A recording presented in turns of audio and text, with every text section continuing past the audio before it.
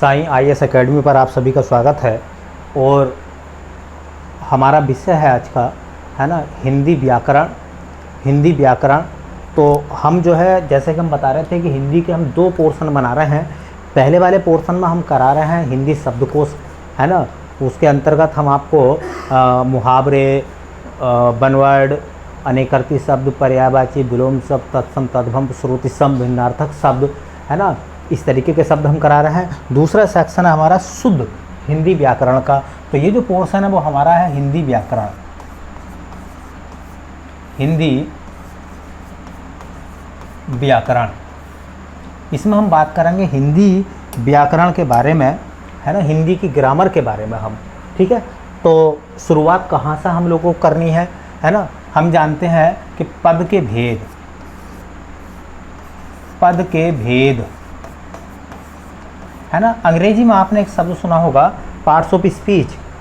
Parts of speech, parts of speech, है ना। अंग्रेजी में शब्द सुना होगा पार्ट्स ऑफ स्पीच, है ना। पार्ट्स ऑफ स्पीच जो है वो 8 प्रकार के होते हैं, अंग्रेजी में बताया जाता है ना। लेकिन हमारे यहाँ कहा जाता है कि पद के भेद जो है वो 5 प्रकार के होते हैं। एक को कहा जाता है संज्ञा, ठीक है। दूसरे को हम बोलते हैं सर्वनाम, संज्ञा है, सर्वनाम है। तीसरा विशेषण है, ठीक है। चौथा आता है हमारे पास में क्रिया, है ना। पांचवा आता है हमारे पास में अव्यय। तो अगर हम देखें तो हमारा सफ़र जो होगा वो संज्ञा से लेकर अव्यय तक होगा, है ना। तो हम संज्ञा, संज्ञा के प्रकार, संज्ञा किन किन चीज़ों पर आधारित होती है, कारक पर, लिंग पर, वचन पर, है ना। सर्वनाम और उसके प्रकार, विशेषण उसके प्रकार, है ना। क्रिया और उसके प्रकार, अव्यय और अव्यय के प्रकार, हम इस पूरे सेक्शन को निपटाएंगे। ये हिंदी व्याकरण का बहुत महत्वपूर्ण पोर्शन है। यहाँ से अक्सर एग्जामों में सवाल पूछ लिए जाते हैं, अक्सर क्या, यहाँ से एग्जामों में सवाल आते ही हैं। तो हमारा जो पहला टॉपिक है हिंदी व्याकरण के अंतर्गत वो आता है, पहला टॉपिक हमारा संज्ञा, ठीक है। तो हम बात कर रहे हैं अपने टॉपिक पर। हमारा जो पहला टॉपिक है वो है बेटा संज्ञा। देखिए संज्ञा, अगर हम संज्ञा शब्द की संधि करें, है ना, संज्ञा शब्द को अगर हम तोड़ना चाहें तो अंकी बिंदी आपने सुना होगा, आधे में टूटती है, तो वो टूटती है सम प्लस ज्ञा। सम का मतलब होता सम्यक और ज्ञा का मतलब होता ज्ञान। तो इसका अर्थ निकलता है सम्यक ज्ञान कराने वाले, है ना, सम्यक ज्ञान कराने वाले।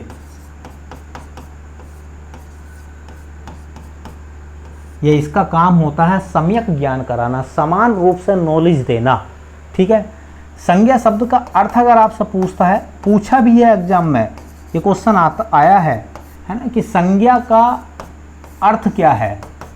तो याद रखो बेटा, संज्ञा का अर्थ होता है नाम, नेम, किसी भी वस्तु का नाम, है ना, क्या कहलाता है, संज्ञा कहलाता है। दुनिया में जो भी नाम है ना, तुम्हारे नाम, हमारे नाम, वस्तुओं के नाम, जितने भी नाम हैं, शहरों के नाम, नगरों के नाम, ठीक है, वो सभी नाम क्या कहलाते हैं, उन सभी नामों को हम बोलते हैं संज्ञा। जितने भी नाम हैं वो क्या है, वो संज्ञा है। एक कल्पना करके देखिए कि अगर हमारे, तुम्हारे या किसी वस्तु का नाम ना होता तो उसे हम कैसे पुकारते, है ना, उसको हम कैसे पुकारते, कैसे बुलाते।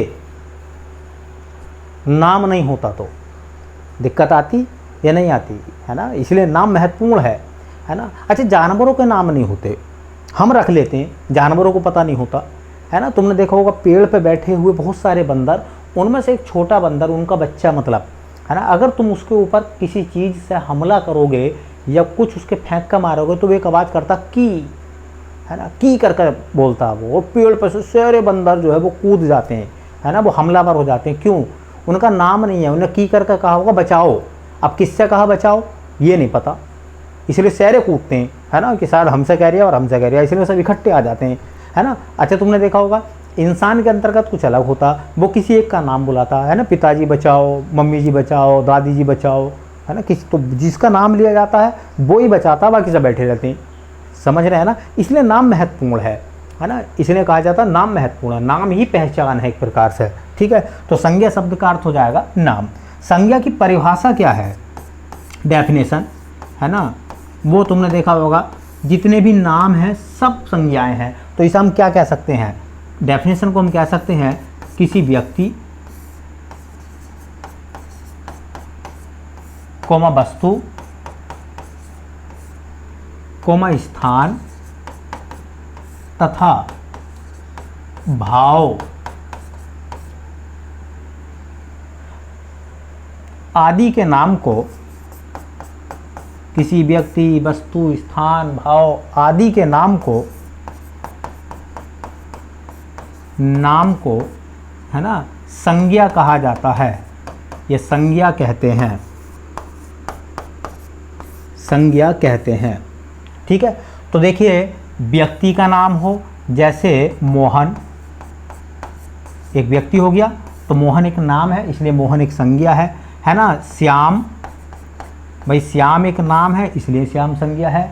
सीता, सीता एक नाम है इसलिए वो एक संज्ञा है ना। किसी वस्तु का नाम कह दो, जैसे मेज, है ना, कुर्सी,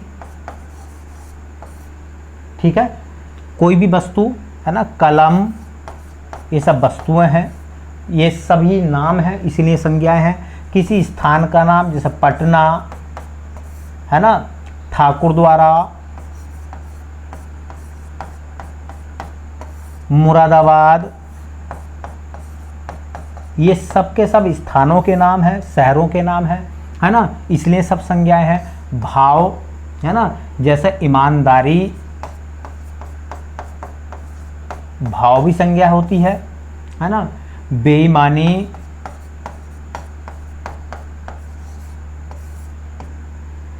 क्रोध, है ना, ये सब इंसान के, है ना, भाव हैं। तो किसी व्यक्ति, वस्तु, स्थान तथा भाव आदि के नाम को हम क्या कहते हैं, संज्ञा कहते हैं, ठीक है। आदि के नाम को क्या कहा जाता है बेटा, संज्ञा कहा जाता है। तो देखिए संज्ञा शब्द का अर्थ होता है नाम। संज्ञा शब्द की संधि बनती है सम प्लस ज्ञा, मतलब सम्यक रूप से ज्ञान कराने वाले। परिभाषा आपने सुनी होगी, जैसे अंग्रेजी में आता है noun is the name, person, place of things, है ना, इस तरीके की डेफिनेशन आपने सुनी होगी। किसी व्यक्ति, वस्तु, स्थान और भाव आदि का नाम क्या कहलाता है, संज्ञा कहलाता है। तो जितने भी नाम आपको समझ में आ रहे हैं, जितने भी नाम आपने कहीं ना कहीं सुने हैं, वो सबके सब क्या हैं, वो सबके सब कोई ना कोई संज्ञा है, ठीक है। चलिए बेटा नेक्स्ट, चलिए अब आता है संज्ञा के प्रकार। संज्ञा के प्रकार, अब चूंकि अलग अलग धारणाओं के आधार पर संज्ञा अलग अलग प्रकार की होती है। जैसे सजीवता के आधार पर, सजीवता के आधार पर अगर हम सजीवता की बात करें तो देखिए कुछ संज्ञाएं ऐसी हैं जिनमें जीवन है ना, उनको बोलते हैं प्राणीवाचक संज्ञा। प्राणीवाचक संज्ञा, इसका मतलब वो प्राणी है, जीव हैं। एक होते हैं अप्राणीवाचक संज्ञा, अप्राणीवाचक संज्ञा। कुछ नाम ऐसे हैं जिनमें जीवन है, जिनमें जीवन है वो सजीव है, सजीव है तो प्राणीवाचक है। कुछ नाम ऐसे होते हैं जिनमें जीवन नहीं है, अर्थात वो अप्राणीवाचक होते हैं। अगर मैं कहूँ मोहन, तो मोहन क्या है, एक नाम तो है, नाम के साथ साथ उसमें जीवन भी है, इसलिए वो प्राणीवाचक है। मैं कहूँ सीता, है ना, वो प्राणीवाचक है। मैं कहूँ गाय, वो प्राणीवाचक है ना। मैं कहूँ किसी भी जीव का नाम लिख दूँ, हाथी, तो प्राणीवाचक संज्ञा का उदाहरण है, आदि कर दो, है ना। अप्राणीवाचक में अगर मैं कहूँ कलम, है ना, तो कलम में जान नहीं है लेकिन नाम जरूर है, इसलिए वो अप्राणीवाचक है। मैं कहूँ कुर्सी, अप्राणीवाचक है। पुस्तक अप्राणीवाचक संज्ञा है ना। ऐसी मैंने आपसे कहा सोना, ये अप्राणीवाचक है। तो ऐसे नाम जिनमें जीवन है वो प्राणीवाचक, ऐसे नाम जिनमें जीवन नहीं है वो अप्राणीवाचक, ठीक है। अगर आप पेड़ की बात करोगे तो पेड़ जो है, वृक्ष जो है वो सजीवों में गिना जाता है, इसलिए वो प्राणीवाचक संज्ञा का उदाहरण माना जाएगा। ठीक, तो सजीवता के आधार पर संज्ञाएं दो प्रकार की होती हैं, एक प्राणीवाचक और एक अप्राणीवाचक।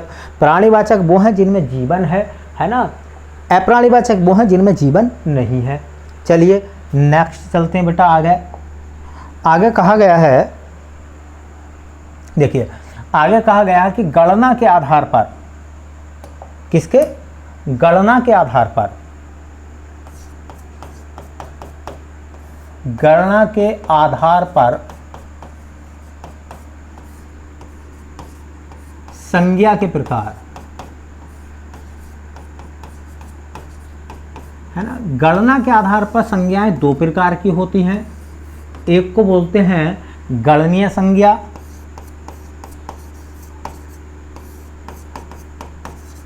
है ना, एक होती है बेटा, दूसरे को हम कहते हैं अगणनीय संख्या, अगणनीय संज्ञा।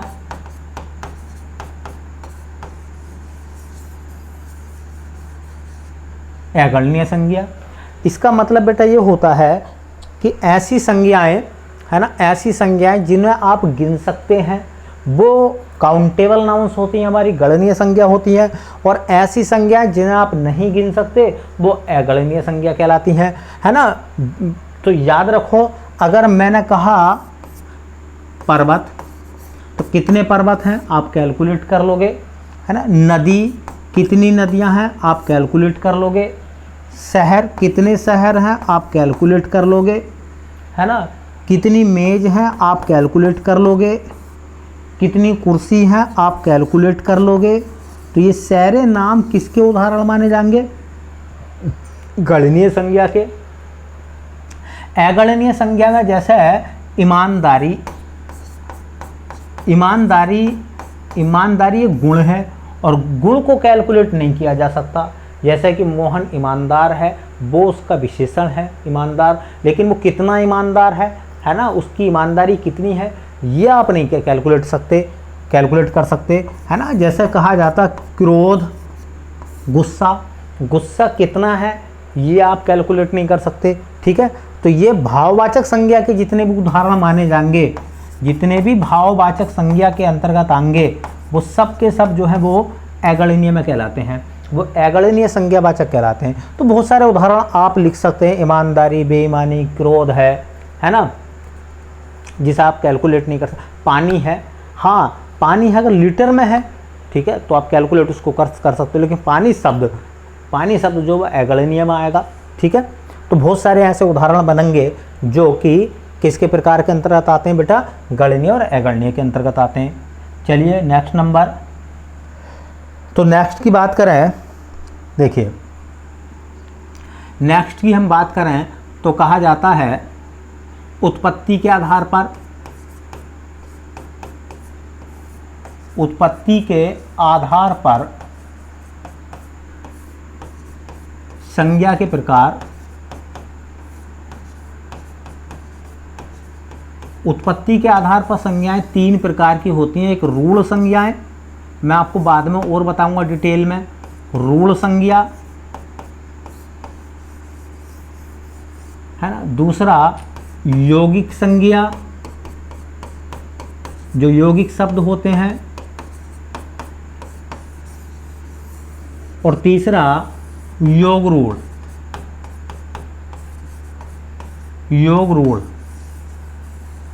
संज्ञा। तो देखिए रूढ़ संज्ञा, कुछ शब्द ऐसे हैं जिनका संधि विच्छेद नहीं हो सकता, कुछ शब्द ऐसे हैं जिनका संधि विच्छेद नहीं हो सकता, जिन्हें तोड़ा नहीं जा सकता।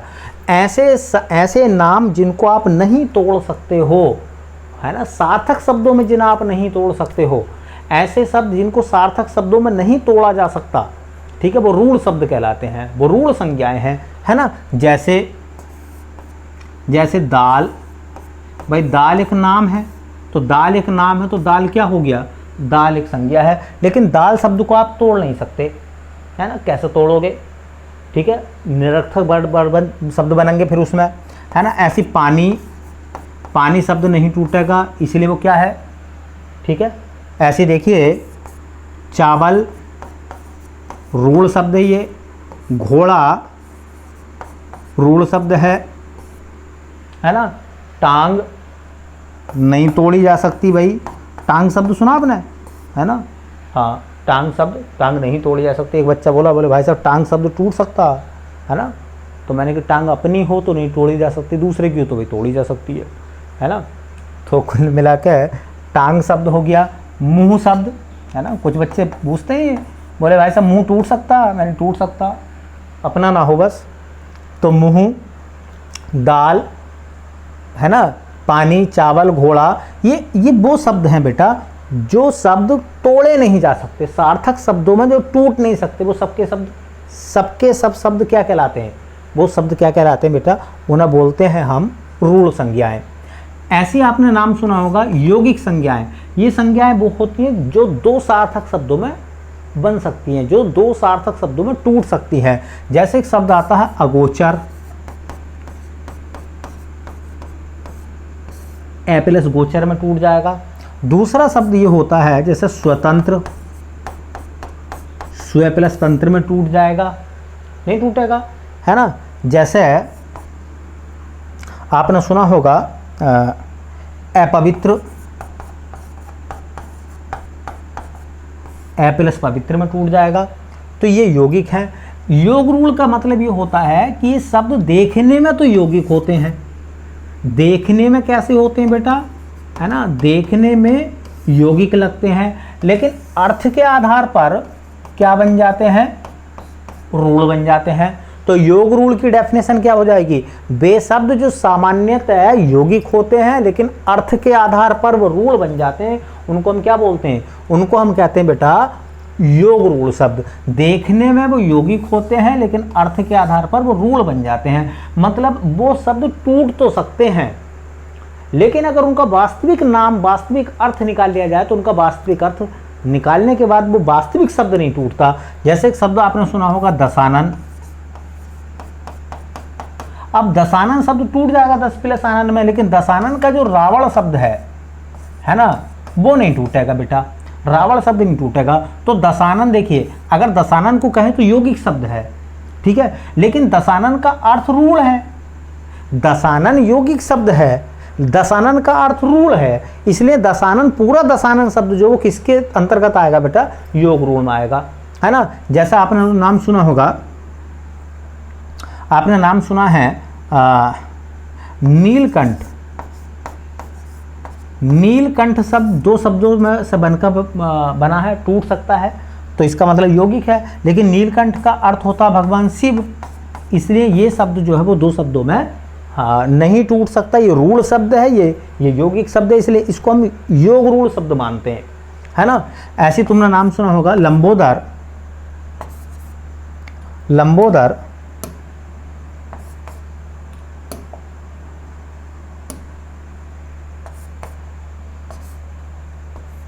क्या हो गया भाई,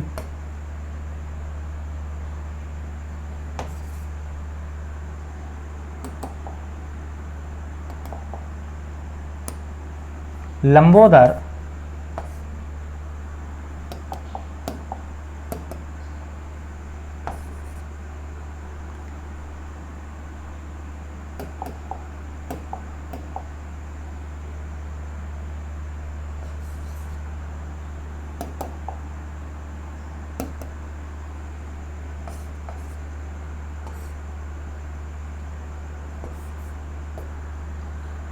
चलिए ऐसी शब्द होता है बेटा लंबोदर शब्द। लंबोदर शब्द जो है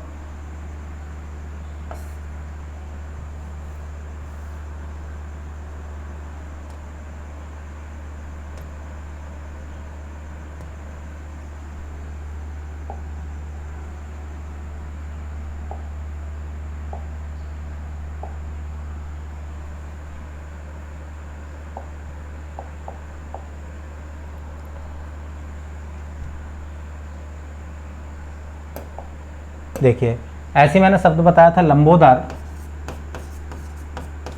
तो जो लंबोदर शब्द है ना, उसका मतलब होता है गणेश। ये भी किसकी भांति आएगा, किस में आएगा, योग रूढ़ शब्द में आएगा। तो उत्पत्ति के आधार पर संज्ञाएं तीन प्रकार की होती हैं, रूढ़, यौगिक और योग रूढ़। है ना। सजीवता के आधार पर 2 प्रकार की होती है, प्राणीवाचक और अप्राणीवाचक। गणना के आधार पर 2 प्रकार की होती हैं, गणनीय और है ना अगणनीय। अब आता अर्थ के आधार पर, है ना, अर्थ के आधार पर संज्ञा के प्रकार, संज्ञा के प्रकार, अर्थ के आधार पर संज्ञा के प्रकार। तो देखिए अर्थ के आधार पर संज्ञा 5 प्रकार की होती है। नंबर 1 व्यक्तिवाचक, व्यक्तिवाचक संज्ञा, है ना। दूसरा नंबर होता है जातिवाचक संज्ञा, जातिवाचक संज्ञा। तीसरा नंबर होता है बेटा समूहवाचक संज्ञा,